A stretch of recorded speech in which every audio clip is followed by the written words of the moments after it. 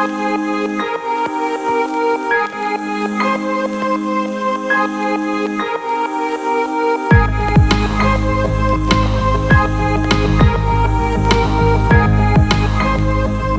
5 के फंडे में फिर से मिलते हैं फर्स्ट क्वेश्चन के साथ। चलिए देखते हैं, विच टाइप ऑफ फॉरेस्ट और forest found in the Sariska tiger reserve? 1 dry deciduous, 2 moist deciduous, 3 arid, 4th grassland. Answer is C, 1, 3 and 4. 1, 3 and 4 dry deciduous है, एरिड है और ग्रासलैंड है। Massive fire in Sariska tiger reserve, Indian air force choppers deployed, है ना। कहाँ है, पहले सारिस्का देख लेते हैं। देखो कहाँ है, आप देखो, है ना, राजस्थान में है, रणथंबोर के ऊपर, ध्यान में रखो कहाँ पे है, रणथंबोर के ऊपर यहाँ पे है ना। चलो देख लेते। Fire first noticed on 27th March 2022 and it affected Akbarpur range area of about 8 to 10 square kilometer. यहाँ पे कितने टाइगर्स है दोस्तों? Total 27। It's actually tropical dry forest area और इसलिए फायर प्रोन एरिया है, पर्टिकुलरली समर सीजन में। इसका एरिया कितना है तो 881 स्क्वायर किलोमीटर है, अलवार डिस्ट्रिक्ट में आता है। अब ये वाइल्ड लाइफ सेंचुरी डिक्लेयर किया था 1958 में और tiger reserve in 1978।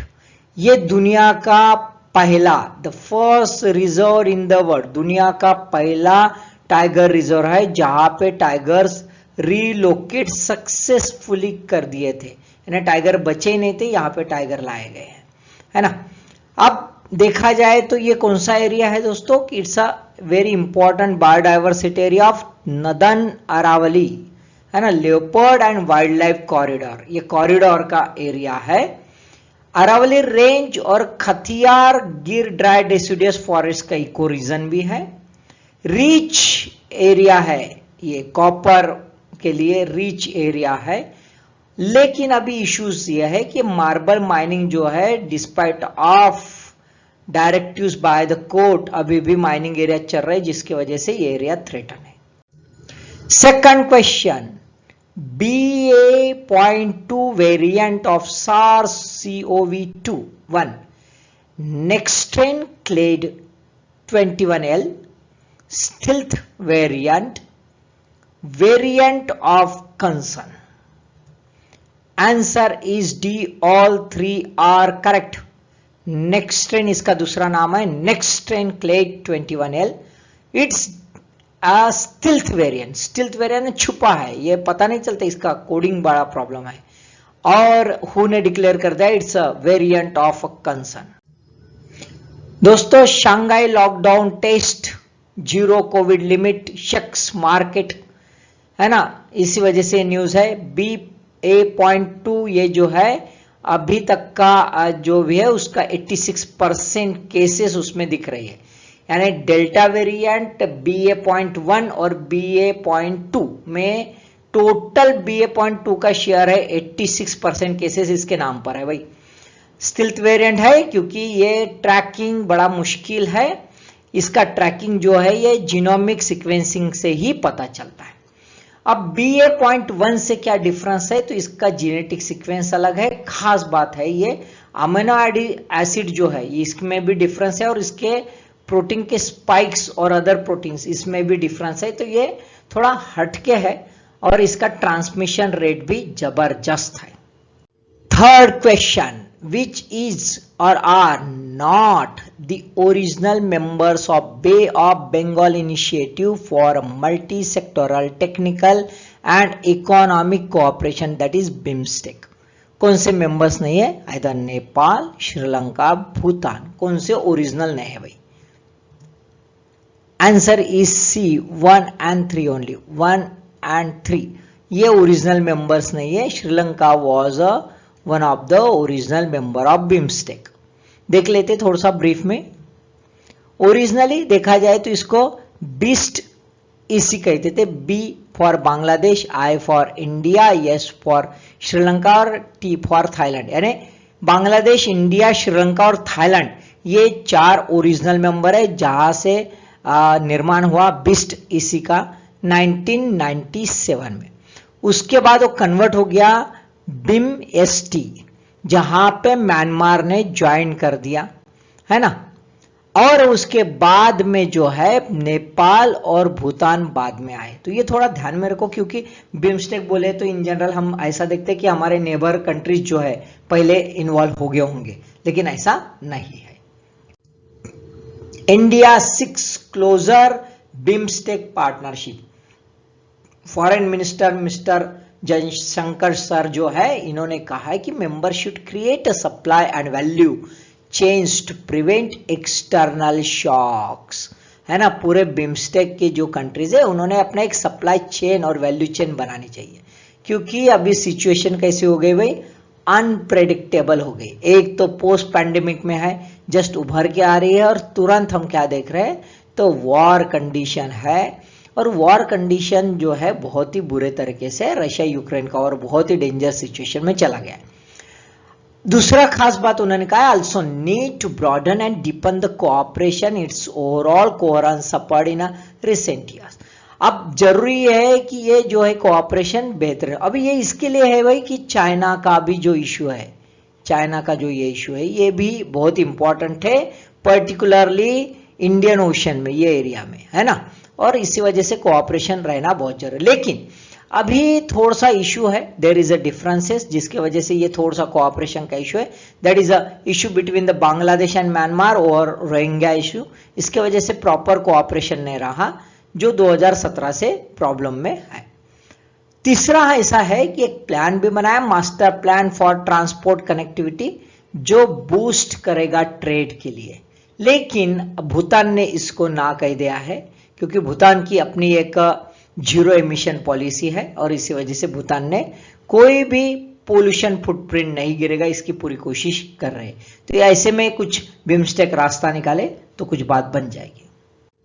Fourth question, NETRA project, that is NETRA project, a space debris tracking system of ISRO to protect Indian satellites in space, या फिर union government's flagship programme to attain zero cataract cases by 2025, C green energy project of India to attain zero carbon emission by 2070, या D flagship project of a defence ministry to build strategic military capability in border areas of north east India. क्या है, देख लेते हैं answer. Answer is A. Netra project is a project for tracking the debris of a space, है ना, क्योंकि जो भी इंडियन सैटेलाइट है स्पेस में उसको प्रोटेक्ट करें। दूसरों देखो, ISRO to step up tracking of a space debris, network for space objects tracking and analysis called as a NETRA, a space debris tracking radar with a range of 1500 kilometre. देखो ये trekking करेगा 1500 kilometre का जो है ये radar का range है, and optical telescope भी रहने वाला है, जो इंडिजिनियसली डिजाइंड और बिल्ड कर दिया गया है। यानी हमारे यहाँ पे जो है इंप्रूवमेंट काफी कुछ दिखते साइंस एंड टेक्नोलॉजी में। अब इसका रोल रहेगा सर्वेलियंस और ट्रैकिंग नेटवर्क का। अब रडार जो है ये क्या यूज किया जाएगा, तो रडार का खास इंपॉर्टेंट यूज है कि ट्रैकिंग जो है, एक तो ढूंढना है, डिटेक्ट करना है और ट्रैक करना है। कौन से ऑब्जेक्ट, स्पेस के जो है ऑब्जेक्ट, जो स्पेस जंक है उसमें बहुत सारे ऑब्जेक्ट्स है, उसमें सबसे छोटा यानी 10 सेंटीमीटर से लेके बड़ा इतना भी ट्रैक करेगा, यानी छोटी से छोटी बात जो है वो ट्रैक करेगा। और रडार्स और ऑप्टिकल टेलीस्कोप जो है ये बड़े इंपॉर्टेंट है, जो स्पेस ऑब्जेक्ट पर नजर रखे हुए हैं और जो ऑर्बिटल जंक है उसको कंट्रोल में करने की कोशिश करेंगे, ताकि अपना सैटेलाइट सिस्टम जो है वो सिक्योर्ड रहे। लास्ट क्वेश्चन दोस्तों, which is or the advantages of lithium ion batteries. Lithium ion batteries का एडवांटेजेस क्या है? 1 light weight, 2 ability to recharge, 3 high energy density. Answer is D, all 3 are correct. Light weighted है, ability to recharge है, high energy density इसमें है. दोस्तों news में इसलिए देखो, why have some e scooters being catching fire. Exact result yet not known, but a preliminary observation conclude that fire because of the short circuit. अब क्यों हो गया?